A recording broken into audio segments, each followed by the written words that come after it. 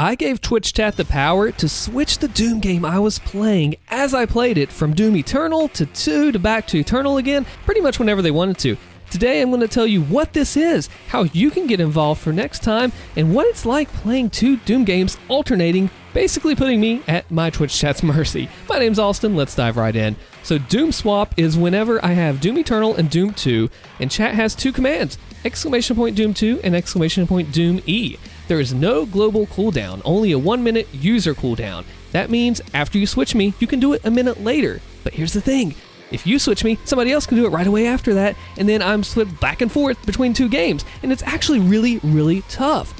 See, I've done Doom multitasking challenges before, so this was like right up my alley. I've done 2 Dooms 1 keyboard where they shared the same controls in Classic, where they had different controls in 2016 in Classic, and then there's the time I played guitar and the game at the same time. I played the level's music, and of course crowd control whenever people spawn stuff in on Classic Doom. The full video links to these can be found in the description. Check them out. So this was a really good twist. It's influenced by Big John's swap mania that he does for retro games. So why is this so difficult? Well, here's the thing. Classic Doom and Eternal play really differently. Classic Doom is a little bit faster on the base movement. It's a little slip-slidey on ice. There's no air control for one, so you have to get used to that. And I did add in jumping for this just because. I'll talk more about that here in a minute. And Doom Eternal is a little bit slower on the base movement, but you have the dash, the meat hook, ballista boosting, all of that. To be able to go from one game to the other on the fly without knowing when it's going to happen at chat's mercy is really tough. Because you have to be in Eternal mode, and I played the Terrace Nabad custom-made fan-made master level, which is really difficult, and I played Fire and Ice on Scythe on Doom 2, which is also really difficult. And just to be able to say, alright, I'm playing Doom Eternal, I'm playing, oh, it's time to switch to Doom 2, now I have to change both my mental and physical mechanics. Here's what I mean by that. Physical mechanics is that both games are different. I have some awesome examples here in just a second, just to prove it to you.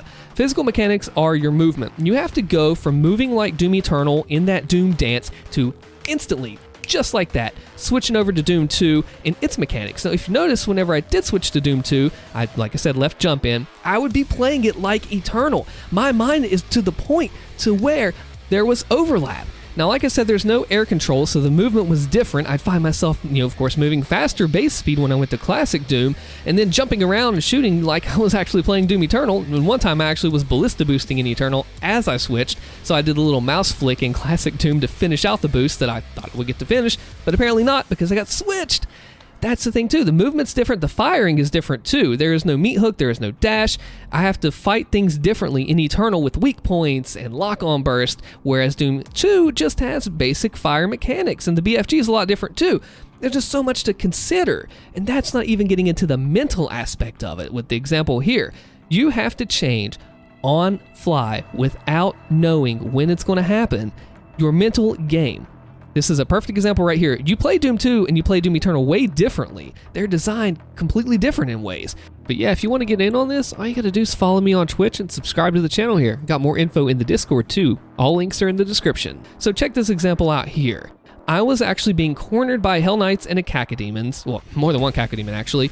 And my only way out in Doom 2, I noticed that window with but the front left. I'm like, alright, if I stay in here, I'm gonna get cornered and die. So I have to take this window out to make my escape. However, as soon as I was planning to do that, I got switched over to Doom Eternal. And I was midair over a chasm in Doom Eternal, Doom 2 pun, so I had to get the dash pick up and just keep going from there and not fall down. This is where your brain has to kick into multitasking overdrive mode. No pun intended with the Eternal haste power-up, by the way. I had to remember, okay, boom, back to Eternal. I have to go to all these mechanics physically and mentally back into Doom Eternal mode. But I cannot forget whenever I left Doom 2. And that's the thing, I never knew when I was going to go back. It could be 5 minutes or 5 seconds, right then and there. I was going to have to escape through this window at the front left of me to avoid the Hell Knight and Cacodemon swarms, or else I'd be cornered and die. I have to remember that when I go back, that has to be the very first thing I do. I cannot do anything else. I have to escape. But I have to keep alive in Eternal and focus on this game too. I know I've got a whole big old arena in front of me right now. I have to focus on that. I have a whole battle, I have movement, I have whatever it might be at the given time you have to focus on. So as soon as I swapped back to Doom 2, I thought, boom, okay, my mind went and said, all right, window, front, go. And I escaped and survived out the window, which also, in another time in Doom Eternal, I was in midair, so I had to think, okay, time to dash, go, finish this gap out, grab the dash power up. You have to keep that in mind. If you forget in a very tense situation, then you will pay. Chat has whatever they want to do at their discretion to switch you. They can switch you at a nice time, or more than likely, they're going to switch you at a mean time to try to play into this switching mechanic. So if they find a good time to switch you, they're going to do it. But you don't know when that's going to be, and you don't know when you're going to go back. It could be 5 minutes. It could be 10 seconds if people pair up together. You do not know until it happens, and you have to change back to Doom 2 mode through that window, like I mentioned, fighting, movement, and then go back to Eternal, back and forth and back and forth. It had a really good reception, so I can see us doing this on Twitch again, so be sure to follow over there if you want to get involved. I'll put a link in the description and everything for you.